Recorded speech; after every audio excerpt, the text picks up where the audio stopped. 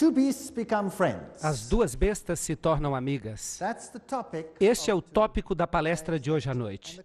E a pergunta agora é, quem são essas duas bestas?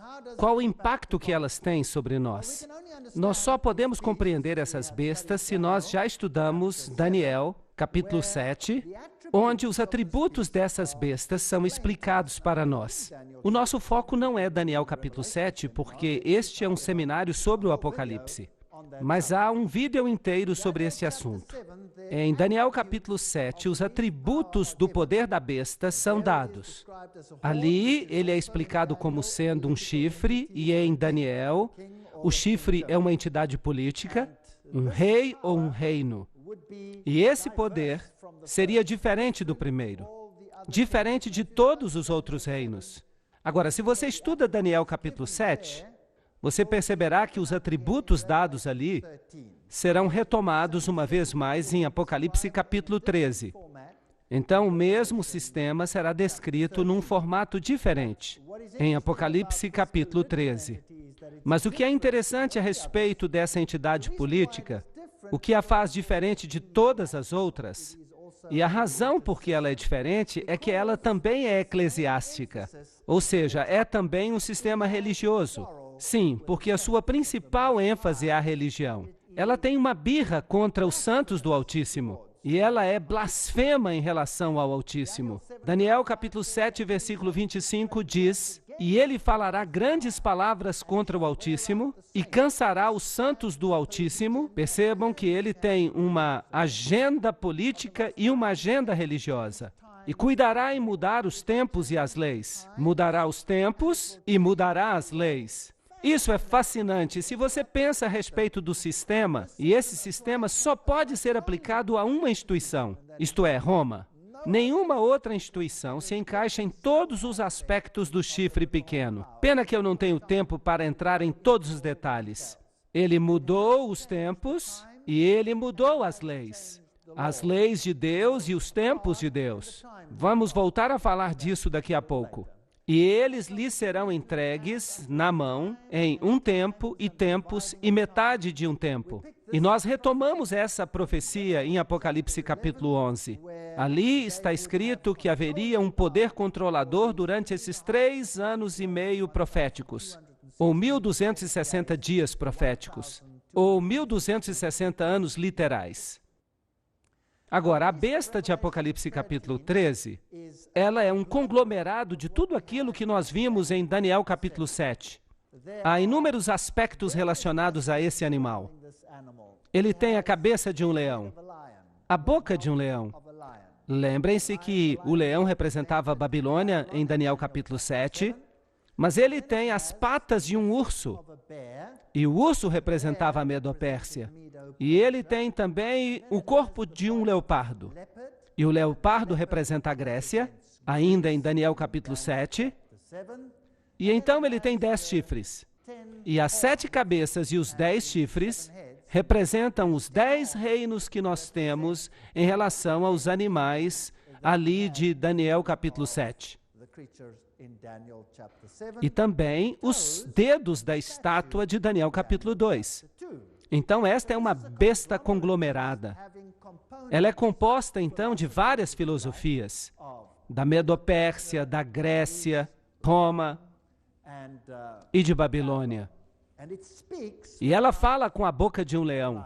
Então ela fala a linguagem de Babilônia. "E eu fiquei em pé sobre a areia do mar e vi uma besta se levantar do mar." O mar, isto é, nações, multidões, povos. Então ela sai das águas, ela sai do meio das nações. E tem 7 cabeças e 10 chifres. E sobre os chifres 10 coroas. E sobre as cabeças o nome de blasfêmia. Aí está uma ligação com Daniel capítulo 7. Esse poder blasfemo que se levanta contra o Altíssimo sai do meio das nações. E em Daniel capítulo 7 nós vemos que ele sai ali de Roma e do Império Romano, e especialmente do Império Romano Ocidental. E a sua influência se espalha em todo o mundo. E a besta que eu vi era semelhante a um leopardo. Então ela tem a Grécia nela, ela tem a filosofia grega, se você quiser. E é claro, a Igreja Romana certamente tem a filosofia dos gregos nela, porque ela então depende do pensamento aristotélico e do pensamento dos filósofos, Orígenes e todos os eruditos gregos. Mesmo aqueles que se levantaram mais tarde no Império Romano, eles também estão representados. E tinha os pés de um urso. Será que Roma tem a filosofia da Medopérsia? Claro que sim, o mitraísmo é a base da sua religião, e ela tem inclusive a mitra, que vem dessa religião. E a boca era a boca de um leão. Será que a religião babilônica de Ísis e Osíris, de Baal e Astorete, será que estão todas presentes aí em Roma? E a resposta é sim. Vejam que o leão era um símbolo de Babilônia, mas a parte triste da história é que o dragão lhe deu o seu poder, e o seu trono e grande autoridade. Apocalipse 13, 1 e 2. Esse capítulo nos conta essa triste história, que por trás desse poder está o dragão. E o dragão nada mais é do que o próprio demônio. Apocalipse 12, 9 identifica o dragão como Satanás, mas Satanás opera através de agentes humanos. Em Apocalipse 12, o dragão, operando através de Roma pagã, tentou destruir a Jesus. Foi um oficial romano que tentou matar o menino Jesus, um governador condenou a Jesus, um carrasco crucificou a Jesus, o emblema de Roma selou a sua tumba e um sentinela guardou a sua tumba. Então percebam aí os aspectos romanos. E lhe foi dada uma boca que falava grandes coisas e blasfêmias. Então essa entidade religiosa e política, ela blasfemaria contra Deus. E poder lhe foi concedido para continuar durante 42 meses. Esse é o período de 42 meses, 42 vezes 30 dias proféticos. Chegamos a 1260 dias. E ele abriu a boca em blasfêmias contra Deus, para blasfemar o seu nome, o próprio caráter de Deus e o seu tabernáculo. Aí está a referência ao serviço do santuário, o caminho da salvação, explicado aí. Ele rouba as pessoas do poder salvador de Jesus Cristo. Será que essa entidade fez isso? Sim. Ela colocou os santos e Maria e todo tipo de intermediários, até mesmo a própria igreja e os seus delegados, mediarem em favor do homem e aqueles que habitam no céu. Por isso eles blasfemam contra o próprio Deus. Apocalipse 13, 5 a 6. E lhe foi dado poder para que continuasse durante 42 meses. Apocalipse 13, 5. Então, faria isso abertamente, publicamente, durante aqueles 42 meses proféticos. 42 meses, 42 vezes 30, 1260 dias, um dia equivalendo a um ano. Eu lhes dei um dia por um ano, Ezequiel 4, 6. E isso nos leva de volta à mesma história que nós encontramos em Apocalipse capítulo 11. Vigílio subiu ao trono papal em 538 depois de Cristo, sob a proteção militar de Belisário. Isso é a história. Nós temos uma data de início, quando o papado começou a exercitar o poder que veio do decreto que Justiniano havia promulgado, recebendo poder para corrigir a todos os hereges, aqueles que ousavam pensar de modo independente. Então, a supremacia legalmente reconhecida do papado começou em 538 depois de Cristo, quando entrou em efeito um decreto do imperador, pelo qual, eu já disse, ele se tornou o corretor dos hereges. Então, Roma hoje ainda alega que ela deveria ser a única a determinar o que as pessoas deveriam crer, porque o Papa diz que é infalível em questões doutrinárias. Labanca, professor de História da Universidade de Roma, afirma que depois da sucessão dos imperadores veio a sucessão dos pontífices em Roma. Quando Constantino abandonou Roma, ele concedeu o seu trono ao pontífice. Isso se baseia no que eles chamam de as cartas de Constantino. Já foi provado que elas são falsas. Não obstante, essa é a história. A transferência da residência do imperador para Constantinopla foi um triste golpe no prestígio de Roma. E naquele momento poder-se-ia prever o seu declínio rápido, mas o desenvolvimento da igreja e a crescente autoridade do bispo de Roma, do Papa, lhe deram um novo fôlego de vida. E fizeram dela, de novo, desta vez, a capital religiosa do mundo civilizado. Essa é a história romana de Abbott. Isso é um fato, história. A Bíblia diz, e lhe foi concedido fazer guerra contra os santos e derrotá-los. E poder lhe foi concedido sobre todas as tribos e línguas e nações. Aqui está uma declaração profética, que esse mundo controlaria que parte do mundo? Todo o mundo. Então, poder lhe foi concedido sobre os santos durante o período de 1260 anos, e esse poder conseguiu conquistar o mundo inteiro. A história de Stanley afirma o seguinte: os papas preencheram o lugar vazio dos imperadores de Roma, herdando seu poder, prestígio e títulos do paganismo. Constantino deixou tudo para o bispo de Roma. Isso não é inteiramente verdade. O papado nada mais é do que o fantasma do falecido Império Romano, que senta coroado sobre o seu túmulo. Então nós temos um imperador. Ele tem até o título de Pontifex Maximus, que costumava pertencer ao imperador de Roma. De fato, o Papa se tornou imperador de Roma. Está escrito no Western Watchman que a igreja perseguiu. Sim, a igreja não nega isso. Que ela promoveu perseguições. Que ela usou as penas mais severas, até mesmo a pena de morte. Ela executou essas penalidades, como se tivesse sido ferida de morte. Então, há aqui uma ferida mortal, e a sua ferida mortal foi curada. E uma parte do mundo ficou maravilhada após a besta. Oh, não, não está escrito assim. Está escrito, todo mundo se maravilhou após a besta. Agora, esta declaração aqui é muito interessante. Eu vi uma de suas cabeças como se ela tivesse sido ferida de morte. Algumas traduções dizem, parecendo ter uma ferida mortal. Há uma diferença entre parecia ou como se fosse e tinha uma ferida mortal, sim ou não? Sim, parecia ter uma ferida mortal, mas parece que isso foi só para enganar. Apenas uma imitação de Jesus Cristo. Porque a palavra anticristo significa em lugar de Jesus Cristo. Então, sigam a linha de raciocínio. Esse sistema se colocou no lugar de Jesus como mediador. Agora, esse sistema perdoa os pecados. Esse sistema lhe dá um novo fôlego de vida. Abre as portas para o céu ou para o inferno. E esse sistema recebe uma ferida e passa por uma ressurreição. É uma contrafação de Cristo. Parece, então, ter uma ferida mortal. Então, trata-se do período de 1260 anos, de 538 a 1798. Uma das cabeças parece sofrer uma ferida mortal. Então, nesse período de tempo, ele parece morrer, mas ela não morre de fato. Ela simplesmente fica escondida. Mas como besta, ela morre, porque ela perde o seu poder político. E então ela vai receber de volta o poder político, e assim ocorre uma ressurreição. Ressurreição da besta. É isso que a Bíblia está dizendo. Então, em 1798, Berthier entra em Roma, ele dissolve o governo papal, Napoleão e o seu exército de maçons estabelece um governo secular. Assim diz a Enciclopédia Americana. Berthier entrou em Roma no dia 10 de fevereiro de 1798 e proclamou a República, assim cumprindo essa profecia.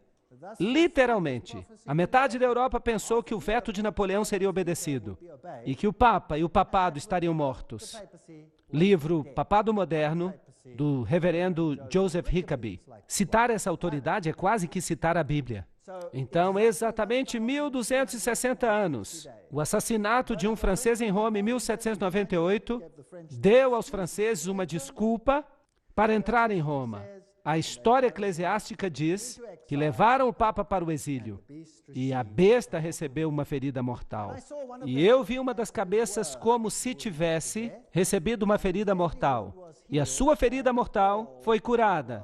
E todo mundo se maravilhou após a besta. Certamente isso não é possível. Nem todo mundo vai seguir o catolicismo. Apocalipse 13:3, esta é a questão que a gente deve perguntar, se eles vão seguir. Aqui está um artigo da Crônica de São Francisco, dizendo que o Vaticano fez paz com a Itália, e ambos os lados assinaram, com muita cordialidade, e a ferida foi curada entre os dois. Apocalipse 13:7. E poder lhe foi dado sobre todas as tribos, e línguas e nações. Isso é assustador. Roma vai controlar o mundo inteiro. É isso que está sendo dito. Então, um poder religioso universal controlando a consciência de todo mundo. É isso que a profecia fala. E eles adoraram o dragão.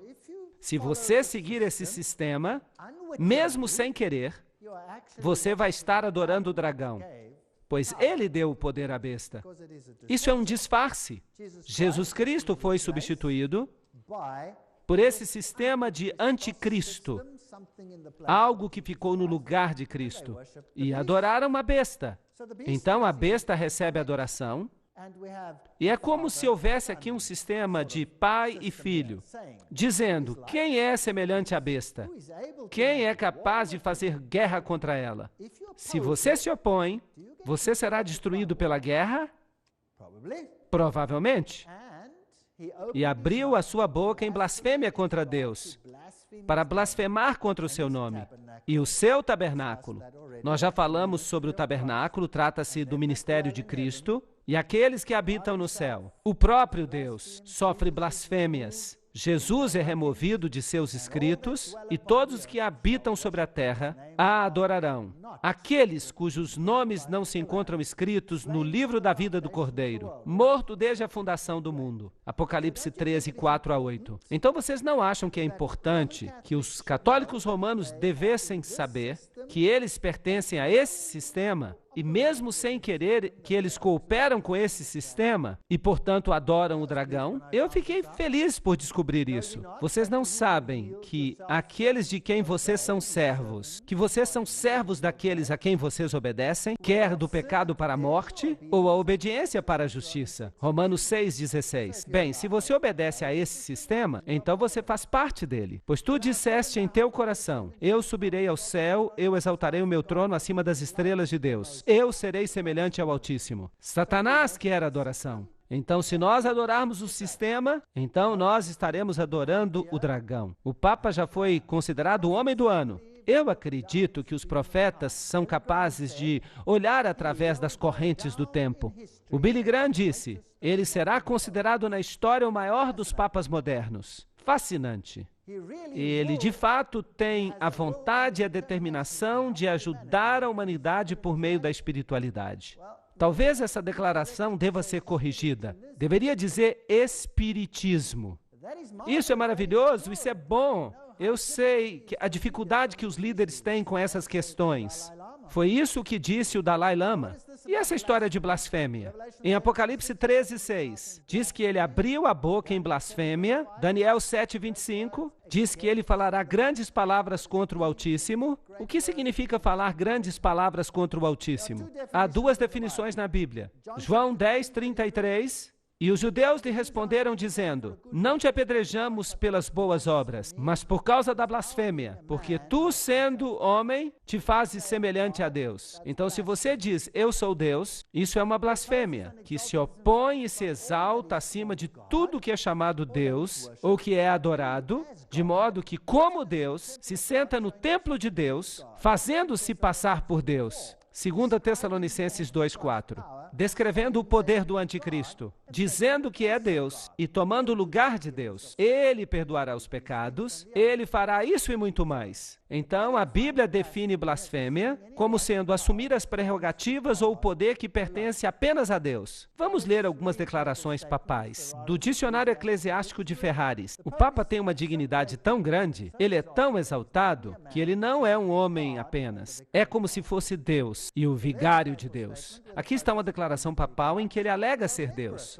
assim como o imperador romano alegava ser Deus. O Papa Leão XIII diz: nós temos sobre a terra o lugar do Deus Altíssimo. Aqui está uma outra definição de blasfêmia. Lucas 5:21. E os escribas e os fariseus começaram a argumentar dizendo: quem é este que fala blasfêmias? Quem é que pode perdoar os pecados senão Deus apenas? Então, se você diz que você pode perdoar pecados, isso é uma blasfêmia. Pois há um Deus e um mediador entre Deus e os homens, o homem Cristo Jesus. 1 Timóteo 2:5. Aqui vem um outro sistema. E o Papa diz, no livro Autoridade dos Concílios, todos os nomes que nas Escrituras são aplicados a Cristo, em virtude dos quais se estabelece que ele é o cabeça da Igreja, todos os mesmos nomes podem ser aplicados ao Papa. Então, o Papa toma o lugar de Jesus Cristo e alegam que o próprio Deus é obrigado a respeitar o julgamento dos seus sacerdotes e ou não perdoar ou perdoar de acordo com o fato de que eles dão ou recusam a absolvição. Primeiro vem a declaração do sacerdote e Deus, então, assina embaixo. Então parece que os sacerdotes são mais elevados do que Deus. O sacerdote decide se você vai ser perdoado ou não. E Deus não tem nenhuma escolha senão obedecer aos seus sacerdotes. Isso não é patético? Esse é o tipo mais elevado de arrogância. Aqui está outra declaração. O pobre pecador se ajoelha aos pés do confessor. Ele sabe que não está falando a um homem comum, mas a um outro Cristo. Ele escuta as palavras, eu te absolvo dos teus pecados, e o horrendo fardo de pecados cai da sua alma para sempre. No livro Devo Ser um Sacerdote, são todas declarações da própria Igreja Católica. Quem tem ouvidos, escute. Aquele que leva em cativeiro, irá em cativeiro. Aquele que mata com a espada, deve ser morto com a espada. Aqui está a paciência e a fé dos santos. Apocalipse 13, 9 a 10. Agora, Daniel faz um acréscimo em relação a este poder. Ele acrescenta que ele cuidaria em mudar os tempos e a lei. Nós já falamos sobre isso. O papado mudou a lei de Deus. Tirou o segundo mandamento, transformou o quarto mandamento em terceiro mandamento, aplicou ao domingo em vez de ao sábado, e então dividiu o 10º mandamento em 2 mandamentos, de modo que o número 10 continuasse entre os mandamentos. Então ele mudou a lei. Será que ele mudou o tempo? Será que Roma mudou o tempo? Claro que sim. Que tempos Roma mudou? Mudou quase que tudo. Qual é o calendário que nós observamos? Nós usamos o calendário gregoriano. O calendário gregoriano. Quem é Gregório? Foi um papa. Por que Gregório mudou o calendário? Porque ele tinha que mudar os tempos. Percebem? Ele tinha que mudar os tempos. Hoje é um bom dia para a gente falar sobre isso, porque hoje é o dia da festa de Ishtar. Oh, lamento. Vamos dizer isso de um modo melhor. Hoje é a Páscoa pagã. E a festa de Ishtar e a Páscoa judia são duas coisas inteiramente diferentes. Não há uma coisa como a Páscoa pagã. A Páscoa judia era determinada pelas fases da lua. E os dias da Páscoa judia eram determinados pela lua nova.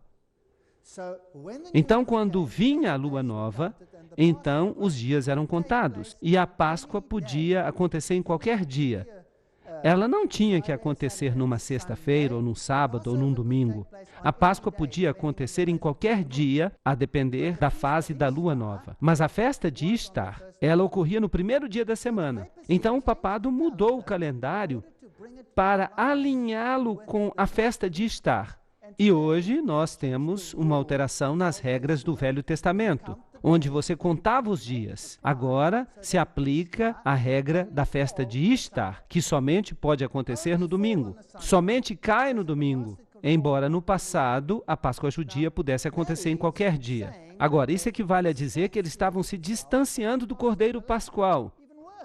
E isso pode acontecer. E aconteceu faz alguns anos. De fato, eu não consigo me lembrar da data exata quando o Papa estava na América. Foi exatamente aí que aconteceu, por falar nisso. Aconteceu que a festa da Páscoa pagã e a festa da Páscoa judia coincidiam e ocorreriam no mesmo dia. O que eles fizeram então? Bem, quando isso ocorre, eles ficam malucos. Eles não gostam disso. Então, o Papa adiou a Páscoa pagã em uma semana. Foi isso que ele fez. Ele adiou a Páscoa em uma semana porque ele não ousava fazer com que ela coincidisse com a Páscoa judia, porque eles não queriam ter nada que ver com o Cordeiro Pascual que morreu por nós. Eles servem uma outra coisa. Ishtar é uma festa pagã, então ele mudou os dias da festa, ele mudou os tempos, ele mudou todo o calendário para fazer com que ele se alinhasse com as festas pagãs, e ele mudou também a lei de Deus. Então, aquele que mata com a espada deve ser morto com a espada. Aqui está a paciência e a fé dos santos, Apocalipse 13, 9 a 10. Dessa forma, em 1798, o papado recebeu uma ferida mortal. Ele recebe a ferida mortal.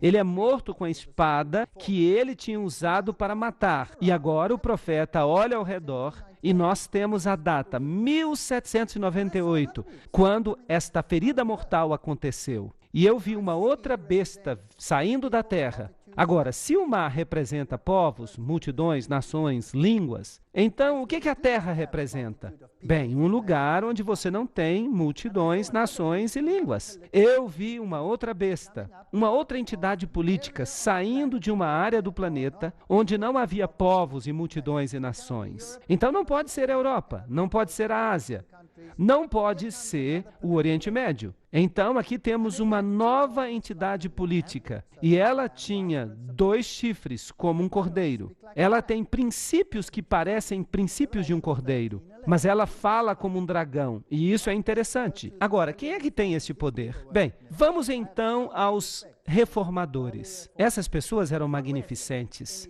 Eu tenho muito respeito pelos primeiros reformadores. John Wesley, em suas notas sobre Apocalipse 13, escritas em 1754, diz o seguinte da besta de 2 chifres. Ela não veio ainda, mas ela não deve estar distante, pois ela deve aparecer no final dos 42 meses da primeira besta. Agora, os reformadores todos disseram claramente, Roma é o anticristo. Eles estavam observando. E agora eles dizem, bem, esta outra besta não pode estar distante.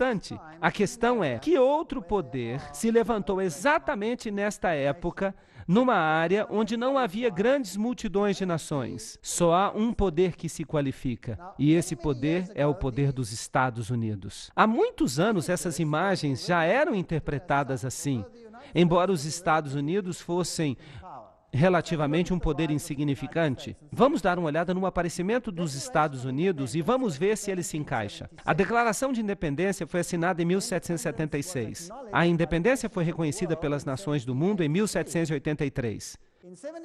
Em 1787, a Constituição dos Estados Unidos foi formada. Em 1791, a Carta dos Direitos foi acrescentada. E em 1798, o mesmo ano em que Roma recebeu a ferida mortal, a França, a nação mais poderosa da Europa naquela época, reconheceu a independência dos Estados Unidos. Então, a mesma nação que fere o papado com uma ferida mortal, no mesmo ano reconhece os Estados Unidos. Então o profeta vê que a primeira besta recebeu uma ferida mortal e depois continua olhando e vê outra besta subir, exatamente a tempo, em sentido profético. Em 1863, o ato de emancipação dos escravos. A Torre Eiffel é um símbolo da maçonaria. A Estátua da Liberdade é um símbolo da maçonaria. 1798 é uma data muito importante. Liberdade e justiça para todos. Esse é o princípio que o faz parecer um cordeiro. O dragão, um poder prévio, disse, tirem-nos da terra e enforquem-nos. É assim que o dragão fala. E é assim que o cordeiro fala. Aqui está um princípio semelhante ao de um cordeiro. O Congresso não fará nenhuma lei com respeito ao estabelecimento da religião, ou proibindo o seu livre exercício. Jesus disse a mesma coisa. Dai a César o que é de César e a Deus o que é de Deus. Jesus não veio para forçá-lo em suas decisões. Você pode escolher aceitá-lo ou rejeitá-lo, mas nenhum teste religioso será jamais exigido como qualificação para um emprego público nos Estados Unidos. Nós consideramos que estas verdades são autoevidentes, que todos os homens foram criados iguais, que lhes foi concedido pelo Criador certos direitos inalienáveis. E entre estes se encontram a vida, a liberdade e a busca da felicidade. Princípios semelhantes aos de um cordeiro. Mas esta Constituição terá que ser mudada se é para que haja legislação religiosa e até perseguição. A Constituição deverá ser abandonada. Nós nos movemos de uma república para uma democracia. Os Estados Unidos não eram uma democracia, era uma república. Você podia escolher, mas há uma vasta diferença entre uma república e uma democracia. Percebam que se 10 lobos e um cordeiro têm que votar a respeito do cardápio do almoço, o cordeiro acabará sendo o cardápio do almoço numa democracia. Porque são 10 contra 1, mas uma república tem princípios inteiramente diferentes dos de uma democracia. A Constituição é central numa república. E você não pode simplesmente votar. Mas isso parece que mudou. A Bíblia diz em Apocalipse 13:11, ele fala como o dragão. Agora, o dragão deu ao primeiro poder o seu trono e grande autoridade. E ele é usado para quê? Para blasfemar a Deus e para perseguir os santos. Não foi isso que ele fez? Vocês creem que o mesmo poder começará a fazer a mesma coisa? Acham que isso é possível? Apocalipse 12:17 diz, então o dragão se irou contra a mulher e foi fazer guerra contra o restante da sua semente, aqueles que obedecem os mandamentos de Deus e têm o testemunho de Jesus. Se você se apega à palavra de Deus e àquilo que os profetas disseram, e se você obedece aos mandamentos de Deus em vez de aos mandamentos dos homens, será que você vai ficar encrencado com o dragão? Então, ele fala como o dragão. Mas como é que o dragão fala? Vamos perguntar como Roma falava. Aqui está um texto do Papa Pio IX, dado em 1864. O Estado não tem direito de deixar o homem livre para que ele escolha a religião que ele considera verdadeira. Muito bem. Aqui está a linguagem do dragão. A igreja tem o direito de exigir que a religião católica seja a religião do Estado, com a exclusão de todas as outras. Amaldiçoados sejam aqueles que defendem a liberdade de consciência e de culto, e aqueles que afirmam que a igreja não possa utilizar da força. Essa é a linguagem do dragão. A Igreja Católica Romana deve exigir o direito de liberdade apenas para ela. Civiltà Católica. É uma declaração católica. A Igreja Católica Romana deve dar o seu voto com o propósito de garantir o domínio católico neste país. Mundo Católico, julho de 1870. Essa é a linguagem do dragão.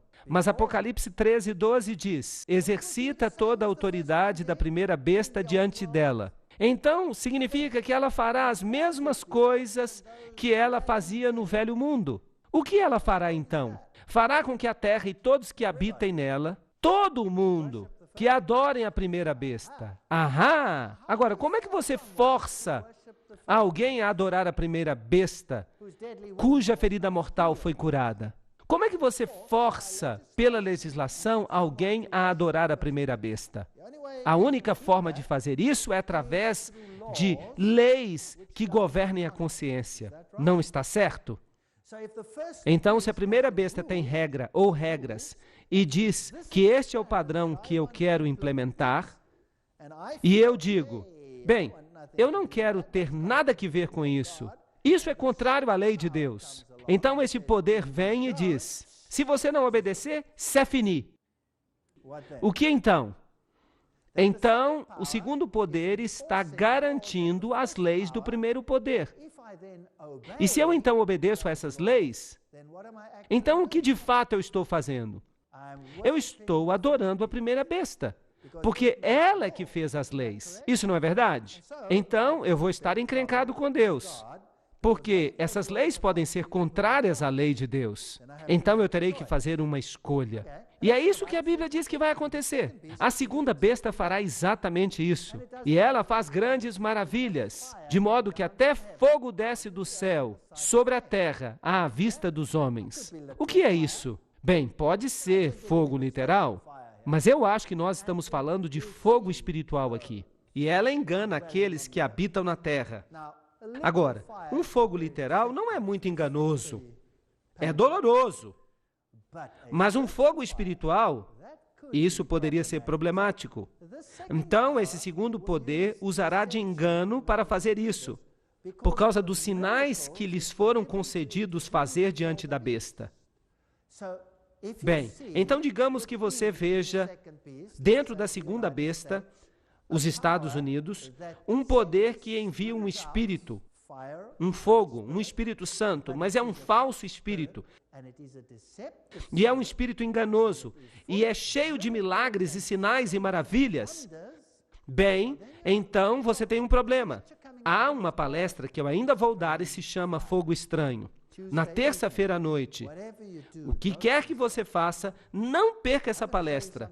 Eu vou mostrar a vocês o fogo estranho, do tipo que você não vai querer acreditar, que lhes foram concedidos fazer diante da besta, dizendo àqueles que habitam sobre a terra que eles devem fazer uma imagem à besta que tinha sido ferida pela espada e viveu. Como é que você faz uma imagem para algo? O que é uma imagem? Uma imagem é algo que se parece com o original, não é verdade? Se eu olho num espelho, o que eu vejo? Eu vejo uma imagem, alguma coisa que se parece comigo, certo? Não sou eu, é apenas uma imagem, mas se parece comigo. Agora, com que se parecia a primeira besta? A primeira besta era um poder religioso usando o Estado para enfatizar as suas doutrinas, não é verdade? Agora, se a segunda besta se torna um poder religioso usando o Estado para enfatizar suas doutrinas, mas essas doutrinas são doutrinas da primeira besta de Roma, e eles estão forçando que o mundo inteiro obedeça a Roma, então eu não estaria encrencado? Claro que sim, mas é isso mesmo que a Bíblia diz que vai acontecer. A segunda besta fará leis e as colocará em vigor, como a primeira fazia, assim criando uma imagem, algo que se parece com a primeira besta. E eles colocarão essas leis em vigor. E ela tinha poder para conceder vida à imagem da besta. Então essa será uma entidade política muito poderosa, para que a imagem da besta pudesse falar, de modo que aqueles que se recusassem a adorar a imagem da besta fossem mortos. Vocês acham que os Estados Unidos têm poder para dizer: se o seu pequeno país não me obedecer hoje, eu vou destruí-lo? Sim ou não? Eu acho que sim. Ele tem poder de fazer isso. E ele certamente o fará. E ele certamente tem feito isso ultimamente. Apocalipse 13:15. Agora, não é interessante, conforme nós vimos ontem, que mesmo na arquitetura, um é a imagem do outro? Isso não é fascinante? Então, este fascinante edifício e todas as suas leis e estatutos que são protegidos pela Constituição, aqui a primeira besta, aqui um sacerdote indo ao Vaticano, e aqui está a guarda suíça representando o Estado protegendo a igreja. Aqui você vê o Papa com todas as bandeiras das nações ao redor dele. Será possível que as nações fiquem ao redor dele de modo aleatório? Como será que o Papa vai mudar o mundo? A revista Esquire diz que ele certamente vai mudá-lo. Este foi o Papa mais carismático de todos os tempos. E o Ronald Reagan foi o presidente que começou a fazer um pacto com ele. Ele começou a alterar a Constituição dos Estados Unidos. Harry Truman tentou fazer isso em 1951, mas ele sofreu com isso. Ele foi atacado do púlpito do seu próprio pastor quando ele quis reconhecer o Vaticano. E ele deixou essa ideia. Mas Ronald Reagan, sem problema, ele conseguiu fazê-lo. Mesmo o próprio pastor batista do presidente em Washington denunciou a ideia do púlpito quando Truman tentou executá-la. Aqui está um sinal maçônico. Lembram-se do dedo na boca? O que isso significa? É o sinal de Horus. Silêncio. Algo secreto. As mãos postas também significam algo. Somente o presidente Ronald Reagan e o Papa estavam presentes na Biblioteca do Vaticano naquele dia. Um de seus primeiros objetivos como presidente, falou Reagan, era reconhecer o Vaticano como Estado e fazer do Vaticano seu aliado. Isso é contrário à Constituição americana. Ambos receberam uma mini ferida e sobreviveram. Isso não é significativo, é apenas interessante. É como se a imagem estivesse seguindo a besta. João Paulo está triunfante. Aqui nós temos um outro sinal. Nós temos Gorbachev e o papado juntos, trocando presentes. A festa já tinha acabado. O comunismo já tinha servido o seu propósito. Ele podia desaparecer. E o homem estava sem país. Aqui está uma bela piada num jornal da África do Sul. O ovo é o comunismo. E está escrito, Mar hers dan niks inne. Não há nada aqui. Vejam que é uma piada para fazer as pessoas crerem de um modo ou de outro.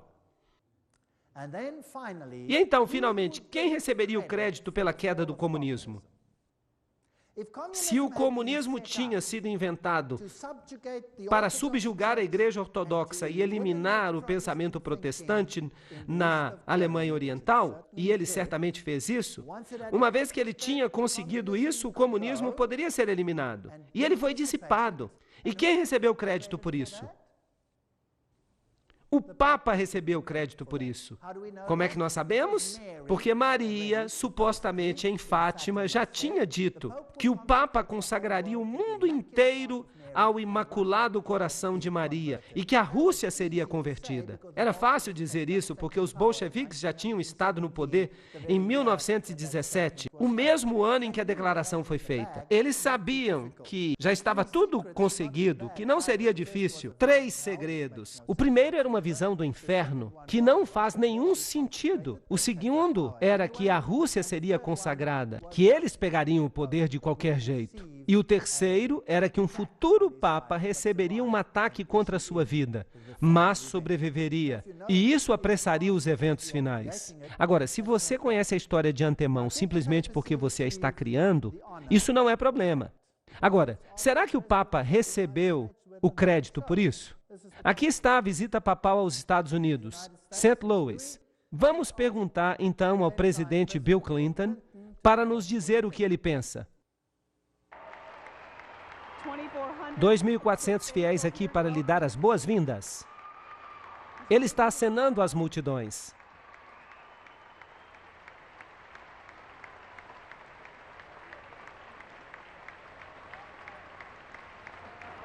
O arcebispo Regali está junto com o Papa enquanto ele aperta as mãos da primeira-dama. Nós o honramos por ajudar a levar avante uma revolução de valores em espírito na Europa Central e na antiga União Soviética, libertando a milhões de pessoas para viverem segundo sua consciência e nos libertando do constante temor da guerra nuclear. Vossa Santidade, em nome de todos nós que estamos aqui reunidos hoje, de fato, em nome de todo o povo de nossa amada nação, nós lhe damos as boas-vindas aos Estados Unidos. Senhores e senhoras, Sua Santidade, Papa João Paulo II, e o vice-presidente dos Estados Unidos e o arcebispo. Então, quem recebeu os créditos pela decadência da União Soviética? O Papa. Nós o honramos por libertar milhões. Este é um cumprimento interessante da profecia. Herman Melville disse: os Estados Unidos foram colonizados por pessoas de todas as nações. Todas as nações podem reclamá-lo para si. Nós não somos uma tribo estreita de homens. Não, o nosso sangue é como o dilúvio do Amazonas, composto de milhares de nobres correntes, todas despejando em um único lugar. Nós não somos uma nação, nós somos um mundo. E todo mundo se maravilhou após a besta. Lembram-se da questão com a qual começamos? Vocês acham que é possível que todo o país se sujeite ao Papa João Paulo, superestrela? Agora, essa igreja, a Igreja Romana, alega que é a mãe de todas as igrejas. Ela se chama Ecclesia Mater, a mãe de todas as igrejas.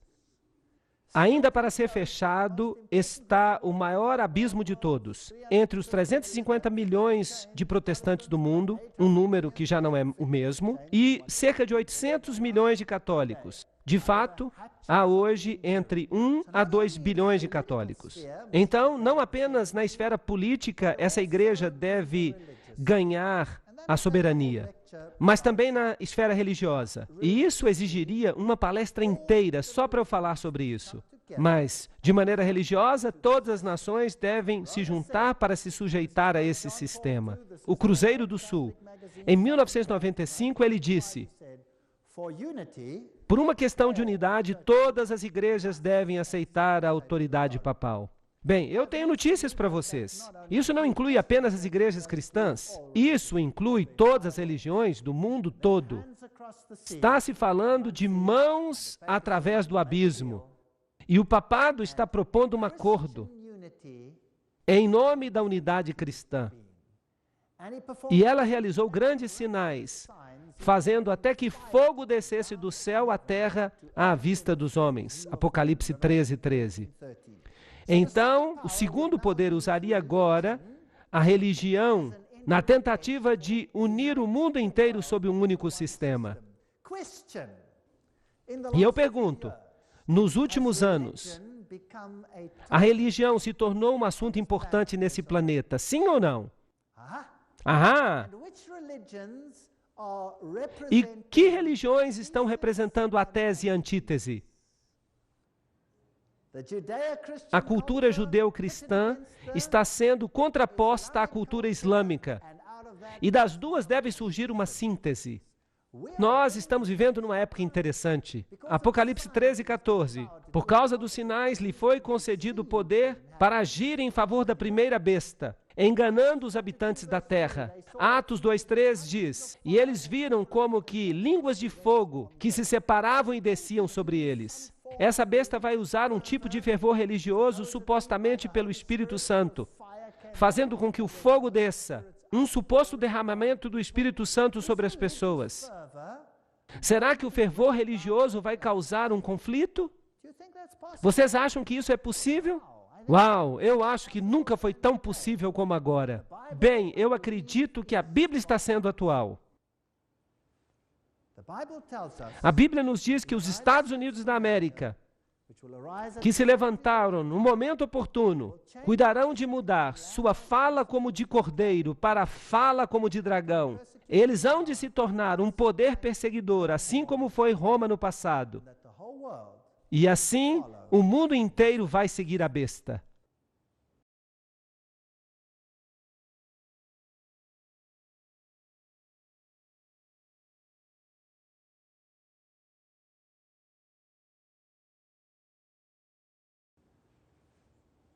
Bem, na nossa sessão anterior, nós vimos como surgiram os Estados Unidos, nós vimos os princípios do poder papal, nós vimos que a Bíblia fez previsões acerca do segundo poder. A besta que sai da terra adotaria os mesmos princípios que a primeira besta e os aplicaria universalmente.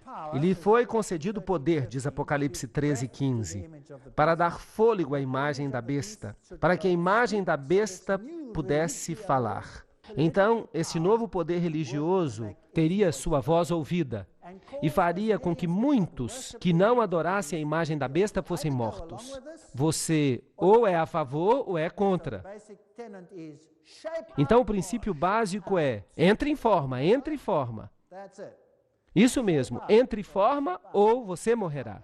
Bem, você sabe que o presidente dos Estados Unidos está fazendo muito barulho acerca disso. Ele diz, ou você está do nosso lado ou está contra nós. Não é interessante? Igreja e Estado, eles vão operar juntos. Vai haver uma imagem a qual se prestará culto. Será que vai haver uma mudança na Constituição? O Grande Conflito, página 445. A imagem da besta representa essa forma do protestantismo apostatado que se desenvolverá quando as igrejas protestantes buscarem o auxílio do poder civil para a implementação dos seus dogmas. É um engano aplicar os procedimentos democráticos americanos à fé e à verdade. Revista Time, janeiro de 1995.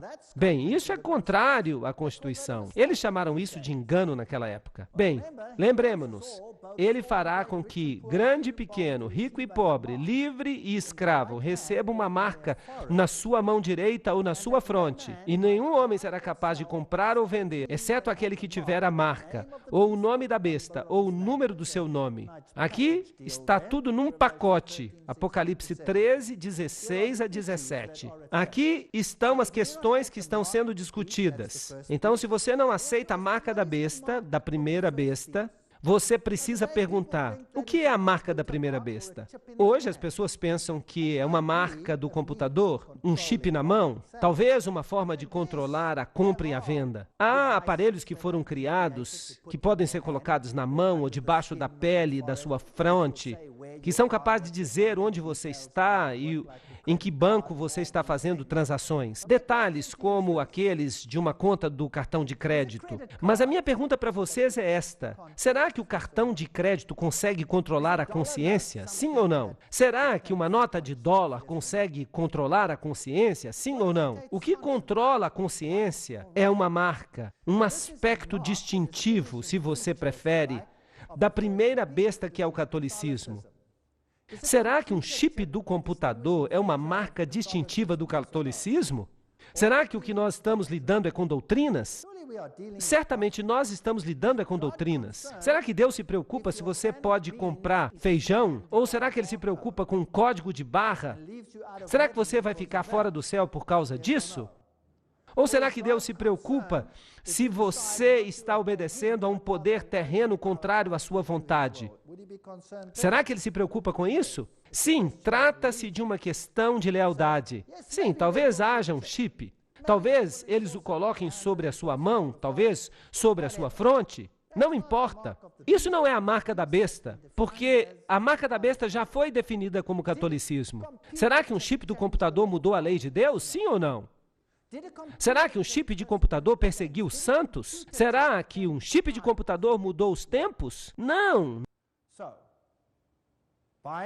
Comprar e vender, você vai somente poder fazer isso se você aceitar a marca da besta. Aqui está a sabedoria. Quem tem entendimento, calcule o número da besta, pois é número de homem, e o seu número é 666. É um número de quê? De um homem, não de uma lata de feijão do Walmart.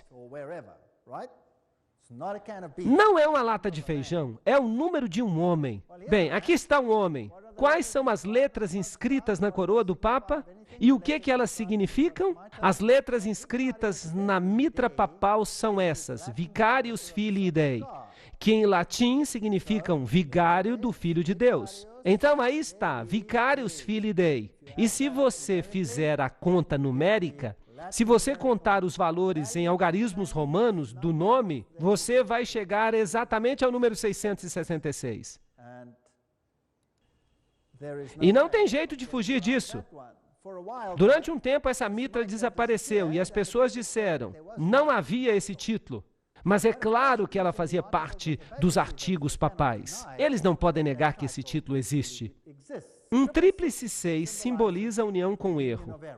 Em grego, você tem um valor numérico. A frase reino latino, em grego, quando se conta o valor numérico de suas letras, você obtém 666. A mesma coisa acontece com a igreja italiana, Italica Ecclesia, 666. O homem que fala latim tem todos os seus títulos oficiais escritos em latim. Todos eles dão 666. E isso é interessante. De modo que o sistema tem o número 666. O homem, o anticristo, Vicarius Filii Dei, vigário de Deus sobre a terra, significa literalmente, no lugar de Jesus Cristo. O papado diz, coloquem-me no lugar de Jesus Cristo. Chamem-me de anticristo. Ele não poderia ter nos feito um favor maior, porque ele mesmo se identifica. A marca da besta. O que é a marca da besta? Primeiro, nós precisamos compreender a marca de Deus, o seu selo, o seu sinal. E eu vi um outro anjo subindo do Oriente, tendo o selo do Deus vivo. Você se lembra que nós falamos sobre isso quando nós falamos dos capítulos anteriores do Apocalipse? Ele clamou com uma alta voz, e lhe foi dado ferir a terra e o mar, dizendo, não firas a terra, nem o mar, nem as árvores, até que nós tenhamos selado os servos do nosso Deus em suas frontes. Portanto, estabelecidos na verdade, eles não podem ser movidos. Um selo autentica um documento. Por isso que o presidente tem um selo. Além disso, eu lhes dei os meus sábados para que eles fossem um sinal entre mim e eles, para que eles soubessem que eu sou o Senhor que os santifica. Ezequiel 20:12.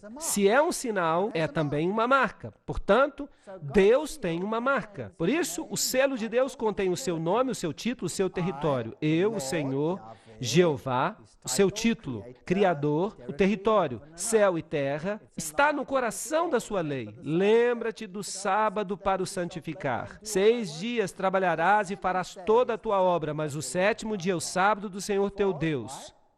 Porque em 6 dias, Jeová, o Senhor, o Criador, fez os céus e a terra. Por falar nisso, removam o sábado, como nós já dissemos antes, e toda a lei perde o selo da sua autoridade. A lei poderia ser de um Zé Ninguém, mas porque o sábado está aqui, toda a lei recebe a sua autoridade, nada menos, nada mais do que do Criador dos céus e da terra.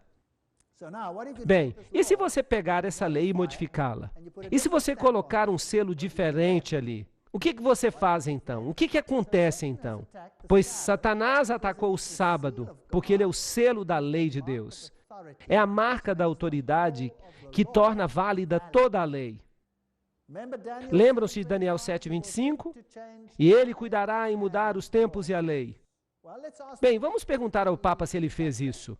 Neste livro do Papa está escrito: o Papa tem poder para mudar os tempos, para abolir as leis e para desfazer todas as coisas, até os preceitos de Cristo. Isso é muito arrogante. Ele pode fazer o que ele quiser. Não admira que ele tem o sinal de Horus na sua lapela aqui. Jesus Cristo é o mesmo ontem, hoje e para sempre, Hebreus 13:8. Jesus não muda. Então como é que o Papa pode ter o direito de mudar a lei de Deus? O que especificamente é a marca da besta? Qual será o melhor modo de descobrir isso? O melhor modo não é perguntar? Por que nós não perguntamos então?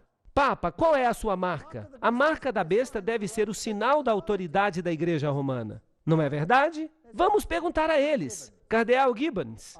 Claro que a Igreja Católica alega que a mudança foi sua ação. Mudar o sábado para o domingo. E o ato é uma marca de seu poder eclesiástico e de sua autoridade em assuntos religiosos. Aqui está. A Igreja está dizendo qual é a marca do seu poder.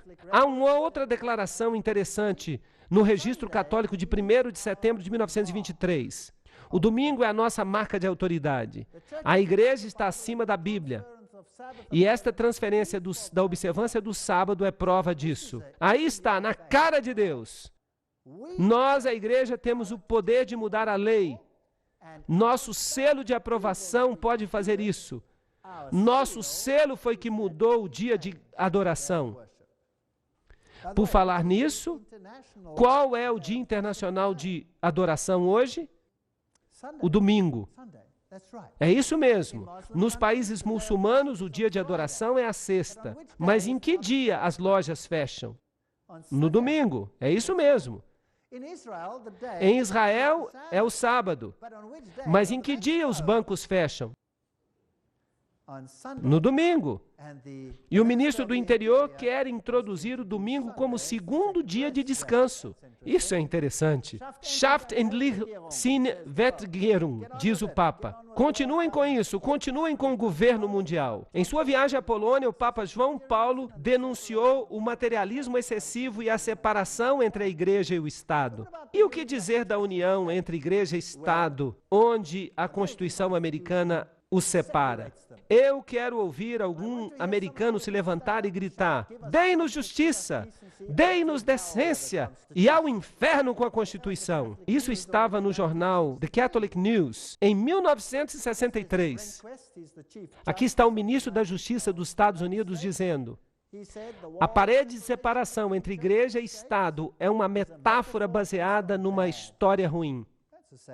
Essa é uma declaração horrível. Uau! Uma metáfora que se mostrou inútil como guia para o nosso julgamento. Ela deveria ser franca e explicitamente abandonada. Ok. Os Estados Unidos estão começando a falar como dragão, certo ou errado? Sim, essa é a linguagem do dragão. Aí está, o ministro da Justiça disse essas palavras, uma metáfora baseada numa história ruim. Aqui está um artigo da revista Time, em 1995, dizendo: o muro de separação entre a igreja e o Estado que foi erigido pelos humanistas seculares. Alô? Será que eles conseguem torcer a verdade? E outros inimigos da liberdade religiosa. Eu pensei que tivesse sido colocado ali pelos amigos da liberdade religiosa. Bem, esse muro caiu. Aqueles que se opunham às nossas opiniões agora são os novos fascistas. Agora, isso é interessante. Aqui está o bully chamando a tampa de preta. Isso não é fascinante?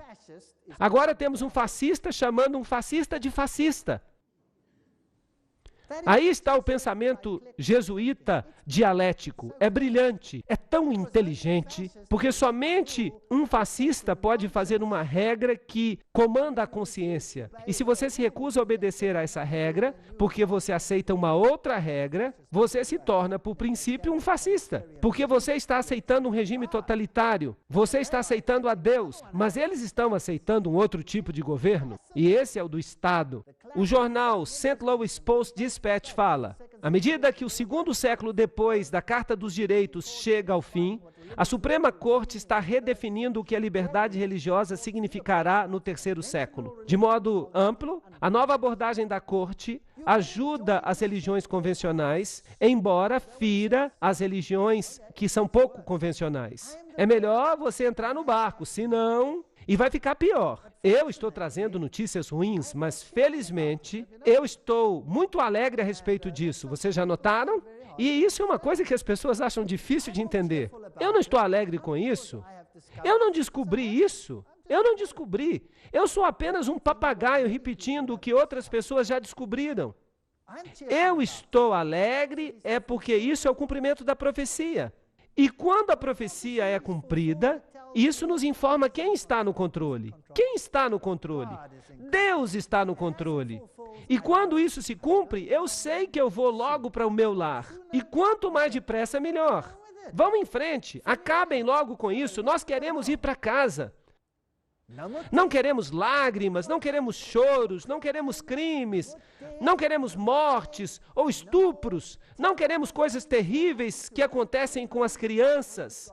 Tudo isso vai passar. Não vamos precisar de chaves, não vamos precisar de nada. Vai ser ótimo.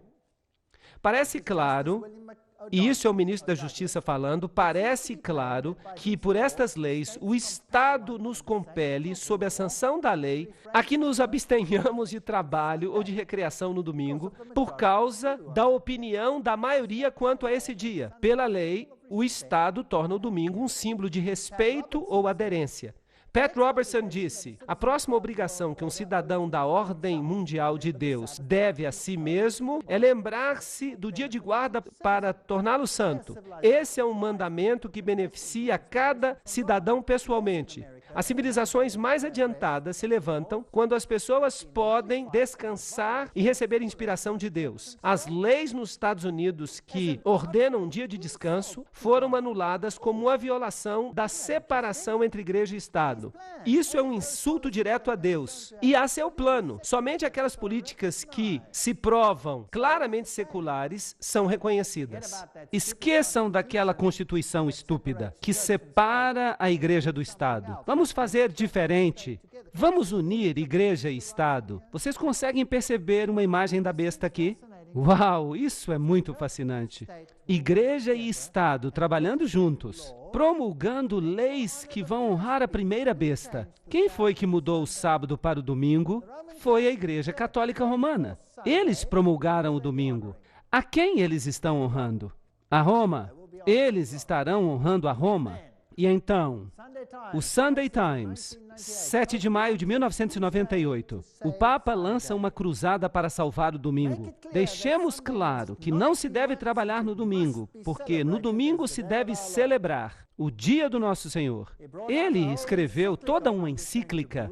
Vamos dar uma rápida olhada. Ele diz que é uma tradição. Eles celebram a Eucaristia. Fala-se de uma encíclica chamada Rerum Novarum. E se pedem leis que legislem com respeito à obrigação de guardar o domingo como dia santo. Estão pedindo legislação civil para permitir que as pessoas guardem o domingo. E os Estados Unidos deveriam dizer: a nossa Constituição proíbe isso. Nós lamentamos, senhor Papa, aqui a igreja e o Estado ficam separados. Nós não concordamos. Mas será que eles fazem isso? Não. Aqui está uma declaração. Aqui está Bush. Logo depois que ele assumiu a presidência, ele está aqui na inauguração de um museu católico que custou milhões de dólares, e ele afirma: a melhor forma de nós honrarmos ao Papa João Paulo II, verdadeiramente um dos maiores homens, é levar os seus ensinamentos a sério. É ouvir as suas palavras e colocar as suas palavras e ensinamentos em ação. Aqui na América, aqui está a pessoa mais alta do governo dizendo: vamos dar ouvidos ao Papa. Ele está removendo ou não a separação entre a igreja e o Estado? Claro que está. Ele fala que este é um desafio que precisamos aceitar. Eu tenho um problema com você, presidente. Você está falando como dragão.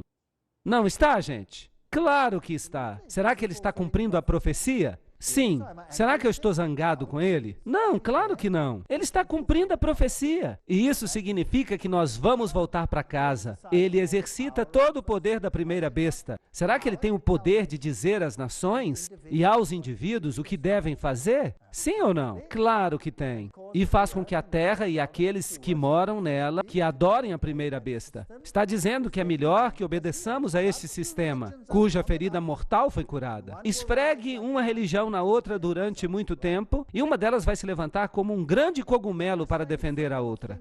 A liberdade sem restrição de pensamento e de abertamente fazer conhecidos os pensamentos não está inerente nos direitos dos cidadãos. E de jeito nenhum deve merecer o nosso apoio. Não se deve dar permissão às pessoas que digam o que pensam. É isso que o Papa está dizendo. O Papa Gregório disse isso. Será que os Estados Unidos estão agora dizendo as mesmas coisas? O presidente não acabou de dizer que aqueles que dizem isso e aquilo são os novos terroristas? É melhor que você não diga nada contra nós, senão... Ele disse ou não? Sim, ele disse. Ele está dizendo as mesmas coisas. Interessante. E nós já lemos esta daqui. Se nós, católicos, nos tornarmos a maioria numérica suficiente neste país, poremos um fim na liberdade religiosa. Bispo de St. Louis, 23 de novembro de 1851. Vão colocar rapidamente um fim na liberdade religiosa. No venerável dia do sol, que os magistrados e as pessoas que residem nas cidades descansem e que todas as lojas fechem. Esse foi o edito de Constantino. Os cristãos não deveriam judaizar. Essa é a parte mais fascinante. Se as nações fizerem uma lei dominical mundial e disser, aí está, todos precisam descansar no domingo, eu vou dizer, tá bom, é justo, eu não vou me opor. Eu vou ganhar mais um dia de folga. E se eles disserem que é para a gente guardar a quarta, a quinta e a sexta, eu vou dizer, oba, agora eu posso ficar a semana toda em casa. Estão entendendo? Mas há algo diferente nessa lei. A lei também diz, além de não trabalhar no domingo, o que ela está dizendo? Os cristãos não deveriam judaizar, eles não devem guardar o sábado, ficar ociosos no sábado. Então, a lei está dizendo algo mais. Ela deve também me impedir de obedecer a Deus. Isso é interessante.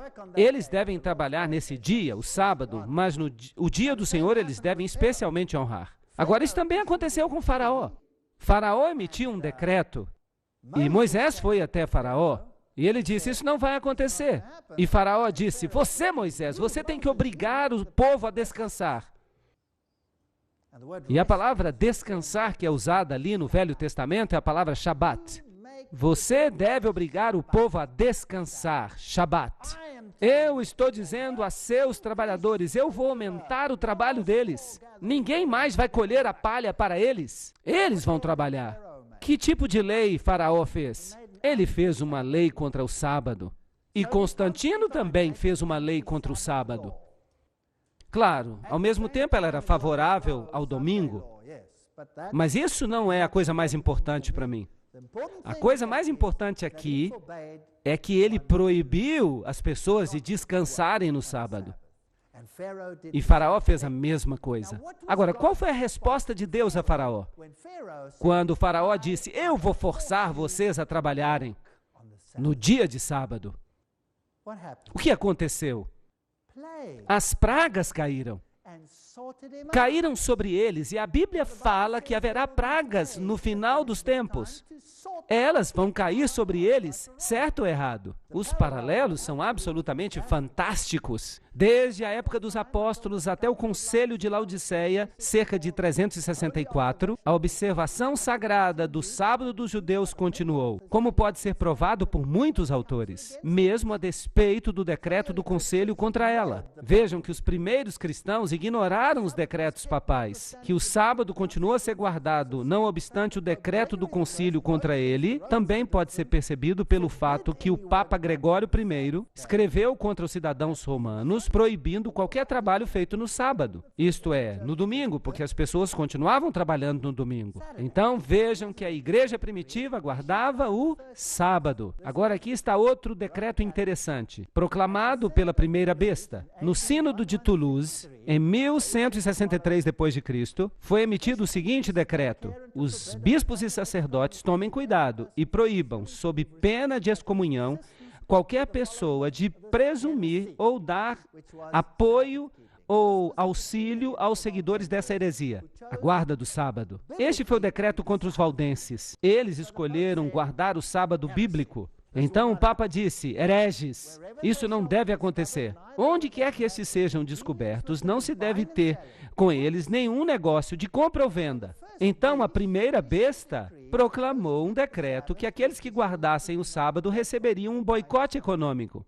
Não deveriam comprar ou vender, de modo que, privados do auxílio normal da vida, eles fossem compelidos a se arrepender dos seus maus caminhos. Quem ousar desrespeitar essa ordem, seja excomungado, que seja considerado um parceiro deles na mesma culpa. A todos que encontrarem, que sejam aprisionados pelos príncipes católicos e sejam punidos com a perda de todas as suas posses. Este foi um decreto católico romano. Você não pode comprar ou vender se você continuar a guardar o sábado, e nós vamos tirar tudo o que você tem de você.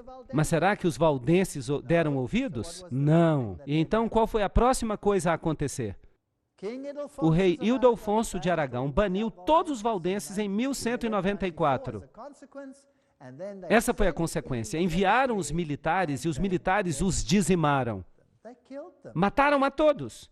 Então houve uma lei dominical, houve uma lei contra o sábado incluída nela, não foi permitido que comprassem ou vendessem, e então um decreto de morte. Foi isso que a primeira besta fez. Será que a segunda besta vai se tornar parecida com a primeira? Acham que é possível? Será que a imagem vai fazer a mesma coisa? Parece que sim, porque o autor Harold Lindsell, editor da revista Cristianismo Hoje, ele diz que todo o comércio, incluindo os postos de gasolina, deveriam fechar aos domingos, por força de uma legislação por intermédio de oficiais que foram devidamente eleitos pelo povo. Estão pedindo a mesma coisa. A Bíblia prevê uma confederação de todas as religiões no futuro. Sim, nos Estados Unidos, tentando unir a igreja e o Estado. E as pessoas vão ser pegas num fervor religioso por um suposto derramamento do Espírito, com sinais e maravilhas. E isso vai convencê-los de que Deus está com esse movimento. Está fazendo sentido? É assustador. Eu acho que é assustador. Então, a crise vindoura é parecida com a dos dias de Daniel. O rei de Babilônia, um líder mundial poderoso, estabeleceu uma imagem de contrafação e obrigou que ela fosse adorada em contrariedade aos mandamentos de Deus. Mas aqueles que eram dignos, eles se recusaram a se prostrar diante da imagem. E, como consequência, houve problemas sérios. Daniel 3,15 diz exatamente como esta cerimônia religiosa foi realizada. Agora, quando vocês ouvirem o som de todos os tipos de música, se vocês estiverem dispostos a se ajoelhar e adorar a imagem que eu fiz, muito bom, mas se vocês não a adorarem, serão jogados imediatamente na fornalha ardente. Será que a música pode ser importante para poder produzir um fervor religioso? Notaram no versículo todos os tipos de instrumentos de música. O que isso incluiria? Isso incluiria a música popular, isso incluiria, para aqueles que amam isso, a música da ópera, isso incluiria um rock pesado, isso incluiria o heavy metal, isso incluiria todos os tipos de música, não acham? Desde que o povo esteja sujeito ao fervor religioso. Quem se importa? A música vai desempenhar um papel muito importante. Vocês sabiam que a Bíblia repete esta passagem 3 vezes? Como se Deus realmente estivesse nos tentando dizer algo. Vamos ver o que aconteceu quando o Papa fez uma visita a St. Louis. E os jovens encheram toda a Câmara. E então 2 monges, esses aqui se parecem com monges franciscanos, vejam a roupa. Eles disseram, finalmente temos unidade, unidade, paz, paz na terra. E o que a Bíblia diz quando as pessoas começarem a dizer paz? Então nós temos um problema. E quando o Papa entra, esses jovens ficam histéricos. E todo tipo de música é usado para satisfazer a fome de sua alma. Desde a linda música do coral, aliás, um coral ecumênico, todas as religiões cantando juntas, até a música popular, com os braços levantados, as freiras estavam balançando os braços, e houve também rock pesado de um tal de DC Talk, e outras bandas assim. Quando o Papa entra, então há muitas danças no Senhor e todos os aspectos semelhantes. E um dos sacerdotes católicos está falando para o DJ ali. E ele diz, o repórter então faz uma pergunta para o sacerdote católico. Você acha que tem alguma religião nessa música alta? E o sacerdote responde, claro que há. Porque Deus está em toda boa música. A boa música da reforma. E essa música, bem, os jovens a compreendem. E isso basta. Mas vamos observar e ver o que acontece. Ah, foi ótimo. Nós tivemos uma sensação ótima de paz. Paz, amor e unidade. Unidade. Todas as nações virão e adorarão diante de ti, Senhor. E todas as nações se prostram.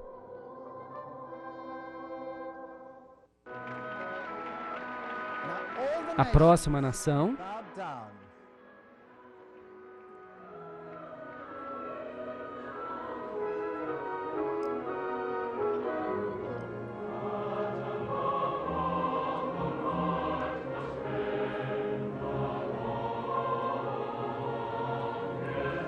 Next nation.